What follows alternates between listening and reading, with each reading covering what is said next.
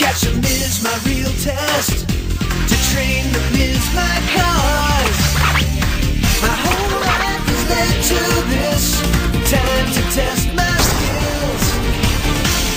I know I just can't miss. Gonna show the world.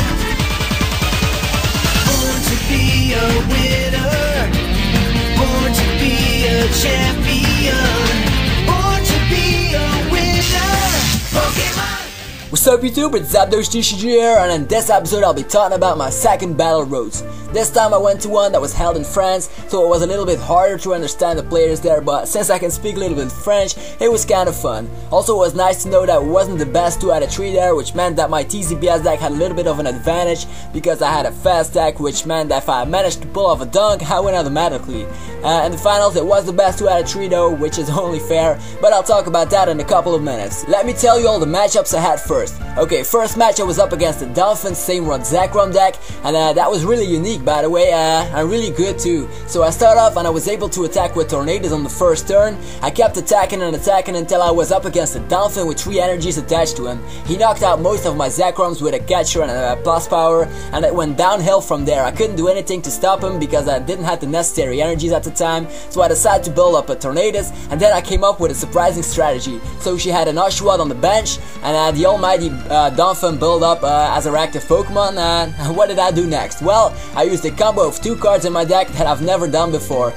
Here's what I did. I used Catcher to bring up an Oshawott, and then I used Seeker, which meant that a build up Dolphin went straightly back into her hand, and yeah, you can picture me doing Hurricane on the Oshawott and winning that way. It was kind of fun, and now I was up to Game 2. Game 2 I was up against a Stage 1 Rush deck with a Zekrom and Reshiram in it, instead of the usual Zoroark. So she ran Yanmega Primes, Dolphin Primes, Zekroms and Reshirams. She had an advantage just because I had no basics at the start, even twice, which meant that she could start off with 2 extra cards, which was bad for me, but with a bit of luck and a good coin flip, which made me start the battle, I managed to overcome this deck with my Tornadoes and Zekrom. Okay, to Game 3. Well, in Game 3 I was up against a rival of my deck, Got to tell Reuniclus. The night before Battle Roads, I've put in 2 tech cards, mainly to overcome this deck, 2 Magby cards. So we start off, and I can go first for the 3rd time in a row. I got the Tornadoes set up on the first turn, and I used Catcher to Hurricane the Gatata, which is the main key to a win against this deck. Just knock out all the Gatatas before they evolve into Gatatail.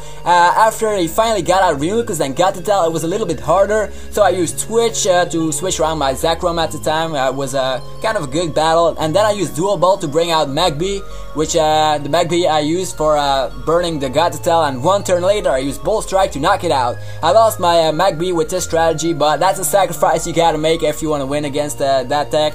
After I won, we played another match just for fun, and what a surprise, I won again, so I even won twice against the Gatatail deck.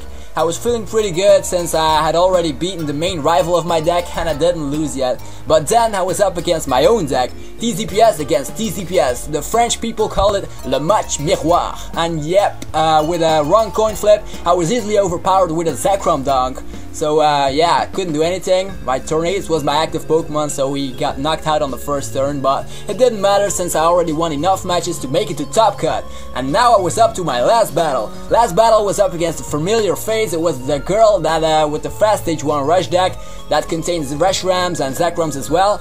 And now it was the best 2 out of 3, which meant that even when I lose once, I still make a chance. Okay, the first match was a really exciting one. It took really long to finish, and I managed to win against those Yanmegas and Dolphin Primes with the right cards, like I'm using Tornadoes for beating the Dolphins and my Zekrom for beating the Yanmegas. So I won the first match, and the last match I simply won by overpowering my opponent with a Zekrom dunk. Not really a dunk, but I got out the Zekrom and I could use Bolt Strike on the first turn, and yeah, she couldn't evolve Pokemon after that, so I picked prize after prize, and while she only picked 1 and I picked all 6, so that was it. I became first at this Battle Roads that was held in Merville in France. I was glad that it turned out better than I expected, since it was the first time that I ever used this deck in a tournament. As you can see, I came home with the first prize, Victory Cup, first place, and I immediately put it in a sleeve since it's worth quite a bit, and it'll be awesome to look back at that card in a few years. Also, I received a couple of booster packs which contain really awesome cards, but unfortunately they're French.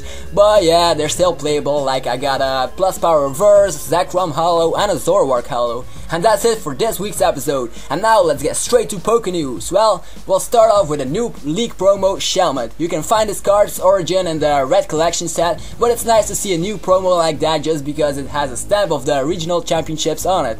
Up next is another promo card, and this promo card is from the Noble Victory set, and it's a Victini, yeah. This little dude can deal 120 damage for a single psychic energy. Now you may think, what the hell? Yeah, I know, that's way too much, but when you look at the translation, you'll see why. You have to flip 2 coins, and if one of them is tails, the attack just fails. So it isn't actually that playable, but maybe with some tech cards like Victini Full Art, it could be more than just a collector's card. And lastly, here's Venusaur. Yeah, because it's the 15th anniversary of the trading card game for Japan, they decided to reveal a card from the upcoming Dark Rush set. Venusaur. It has a nice Pokepower. No, not a Pokepower, it's an ability now, but it states, once during your turn you may search your deck for any Pokemon you like, reveal it and put it in your hand, which is really playable. And yeah, you can only use this ability once though, but still, it's a great ability to have. And yeah, and his attack deals 70 damage for 2 grass energies and a double colorless energy, which isn't that good, but the side effects makes a little bit up for it. The defending Pokemon is now poisoned. I wouldn't use this card since it has a bad retreat cost, but the ability is also nice to have, but it can be playable, maybe. We'll see in the future. And yeah, something to finish off Poké-News. Here's a poster of the very first Pokemon trading card game set, the Japanese base set. It looks pretty sweet, and as you can see, it has some cards on it like Charizard Hollow, the card that everyone wanted to have in the time this set got released, and yeah, also Nidoking Hollow and stuff like that. And yeah, that's it. Thanks a lot for watching. As always, you can leave your thoughts, questions, awesome new ideas and stuff like that in the comment section below. This was ZapdosTCG. Till next time.